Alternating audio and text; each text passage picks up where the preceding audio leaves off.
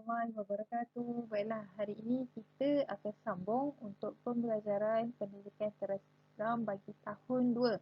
Jadi hari ini kita akan masuk kepada bahagian fiqh. Pelajaran satu untuk bahagian fiqh ialah azan. Jom sama-sama kita belajar tentang azan. Unit 1 kita akan belajar pengertian dan hukum azan. Jadi apa yang dimaksudkan dengan azan?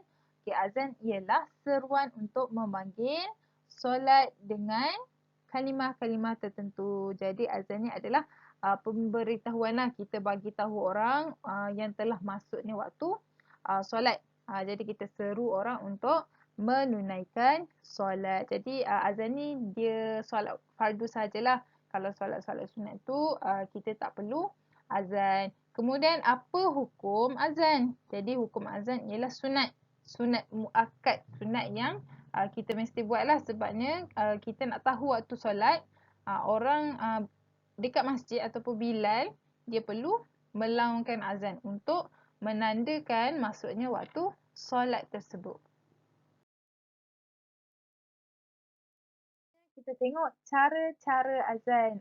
Jadi azan ni tidak boleh kamu buat sesuka hati pergi masjid terus nak azan. Tak. Jadi azan ni pun ada cara-cara, ada step dia. Okay. Jadi yang pertama sekali, kita mestilah confirm kan. Kita mesti tahu bila masuknya waktu solat tersebut. Kita kena tengok, sama ada tengoklah dekat Google ke, dekat TV ke, ataupun dekat info daripada pejabat agama ke. Kita kena pastikan dulu waktu masuknya solat itu. Contoh kalau macam Zuhur, Ustazah bagi contoh 1.15 ke. Okay, kita kena confirmkan dulu baru boleh azan. Okay, kemudian kita mestilah berwuduk. Mesti berwuduk sebelum azan. Kamu tidak boleh tengah azan kamu kentut. Tak boleh lah macam tu. Okay, kita kena ada wuduk dan tahanlah wuduk tu. Lepas tu, lepas pada kamu dah azan tu, kamu nak terkentut ke apa, boleh. Okay, itu pun sebagai salah satu adab lah. Okay, adab ketika azan. Okay, kemudian berdiri menghadap kiblat. Ini mesti sangat kena buat. Okay, bila azan kita mesti menghadap kiblat. Kita tak boleh kiblat di belah depan, kita pun saja-sajalah nak menghadap ke kiri. Tak boleh. Okay, kalau pergi masjid tu, masuk je pintu, biasanya kita terus menghadap kiblat lah kan. Tapi kalau dekat masjid, biasanya Bilal azan, dia ada satu bilik khas untuk Bilal, untuk imam dan Bilal. Jadi tak apalah. Okey. Kemudian menyaringkan suara. Okey, jadi bila kamu azan, kamu mesti menyaringkan suara. Kamu tak boleh suara lembut-lembut macam malu, saya malulah nak azan. Tapi kamu nak azan, tapi kamu malu, kamu pun tak boleh lah.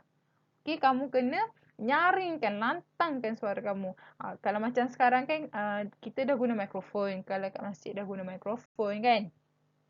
Jadi tak apalah suara tu perlahan, tapi janganlah perlahan sangat. Suara kita macam kita lontarkan sekarang. Okay, kamu boleh panggil kawan kamu, contoh Ahmad tu dia duduk jauh sangat.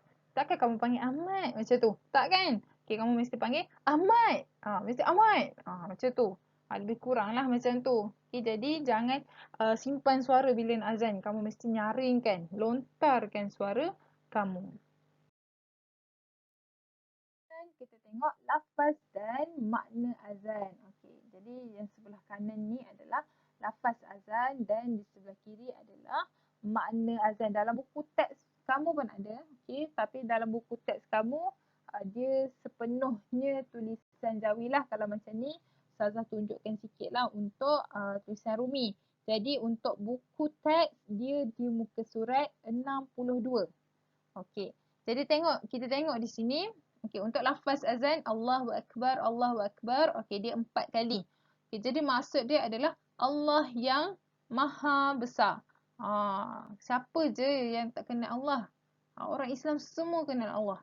Allah itu Tuhan kita. Allah itu yang paling berkuasa. Allah itu yang paling besar. Okey. Seterusnya asyhadu an la ilaha illallah. Okey, itu kita akan laungkan, lafazkan sebanyak 2 kali.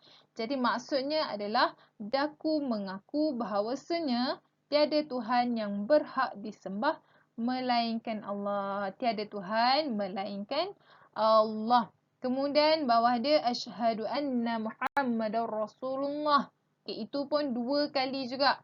Okey, jadi maksud untuk yang ini adalah daku mengaku bahawasanya Nabi Muhammad itu pesuruh Allah, ataupun kalau dalam buku teks dia tulis aku bersaksi bahawa Nabi Muhammad itu utusan Allah. Okey, sama je. Okey, kemudian bawah dia hayya 'alas solah. Yang ni mesti ramai tahu kan. Okey, jadi maksud dia adalah marilah mendirikan solat. Hayya, hayya, marilah. 'Alas solah, mendirikan solat. Okey, kemudian bawah dia hayya 'alal falah. Dia lebih kurang kan, cuma belakang tu, belakang dia je yang lain. Okey, jadi maksud ni adalah marilah menuju kejayaan. Hayya 'alal falah, marilah menuju kejayaan. Kemudian kita ulang semula Allahu Akbar sebanyak 2 kali. Okey, maksud dia Allah yang Maha Besar, dan yang terakhir adalah la ilaha illallah. Tiada Tuhan melainkan Allah. Okey, Tuhan kita hanya satu je, iaitu Allah. Okey, kemudian dekat sini tak ada, tapi Ustazah nak tambah sikit. Okey, dalam buku teks ada muka surat 62 tu. Okey, lafaz solat untuk lafaz azan untuk solat subuh. Dia ada dekat situ. As-salatu khairum minan naum.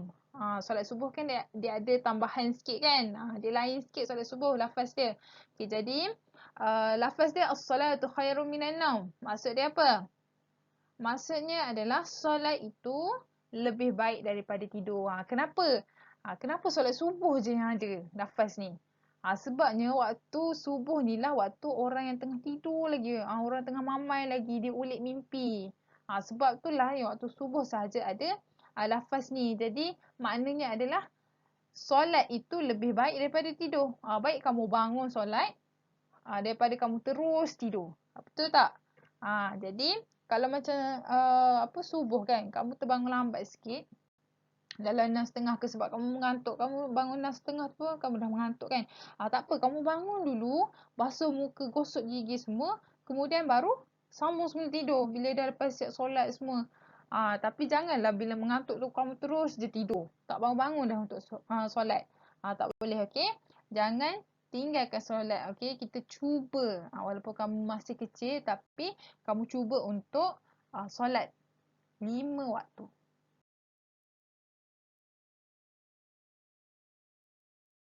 Kemudian kita tengok untuk unit 4. Jawapan untuk azan. Untuk jawab azan lah. Jadi di skrin sekarang sama je dengan buku teks kamu di muka surat 64. Okey, untuk jawab azan, mari kita sama-sama tengok. Okey, Allahu Akbar. Allahu Akbar tu 4 kali. Kemudian kita jawab pun sama je dengan lafaz azan. Allahu Akbar juga. Okey, kemudian bawah dia asyhadu an la ilaha illallah. Okey, sama juga. Jawab dia pun sama. Asyhadu an la ilaha illallah. Kemudian asyhadu anna Muhammadar Rasulullah. Okey, jawab dia betul, sama juga. Asyhadu anna Muhammadar Rasulullah. Okey, kemudian hayya 'alas solah. Okey, yang ini dia lain sikit. Okey, jawab dia lain sikit. Okey, jadi untuk hayya 'alas solah, jawab dia la haula wala quwwata illa billahil aliyyil azim. Okey, boleh? Okey, kita ulang semula. La haula wala quwwata illa billahil aliyyil azim. Okey, bagus. Okey, kemudian di bawah tu hayya 'alal falah. Ini sama macam hayya 'alas solah. Dia sama je. Jawapan dia sama je. La haula wala quwwata illa billahi aliyyil azim. Okey, bagus. Kemudian Allahu Akbar, Allahu Akbar. Okey, kita ulang semula. Jawab dia pun sama. Dan yang terakhir adalah La ilaha illallah. Okey, jawapan dia pun sama. La ilaha illallah. Dan untuk unit yang kelima, kita akan belajar untuk doa selepas azan. Jadi mungkin ada yang dah tahu, mungkin juga ada yang tak berapa lancar dan mungkin juga ada yang tak tahu. Okey, jadi mari sama-sama kita baca doa selepas azan. اللهم رب هذه الدعوة التامة والصلاة القائمة آت سيدنا محمدا الوسيلة والفضيلة والشرف والدرجة العالية الرفيعة وابعثه مقاما محمودا الذي وعدته إنك لا تخلف الميعاد. Ya Allah, wahai Tuhan yang mensyariatkan seruan azan dan salat yang akan didirikan, kurniakanlah kepada junjungan kami Nabi Muhammad sallallahu alaihi wasallam wasilah, iaitu tempat yang baik, keutamaan, kemuliaan dan darjat yang tertinggi, serta letakkanlah baginda di kedudukan yang terpuji yang telah dikau janjikan. Sesungguhnya dikau tidak memungkiri janji.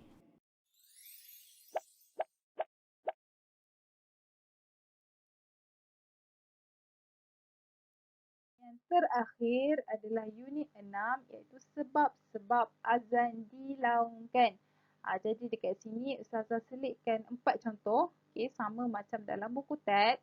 Contoh sebab-sebab azan dilaungkan. Jadi yang pertama, kita tengok kerana bayi yang baru dilahirkan, maksudnya bayi yang baru dilahirkan akan diazankan oleh ayahnya, ayah kepada bayi tersebut.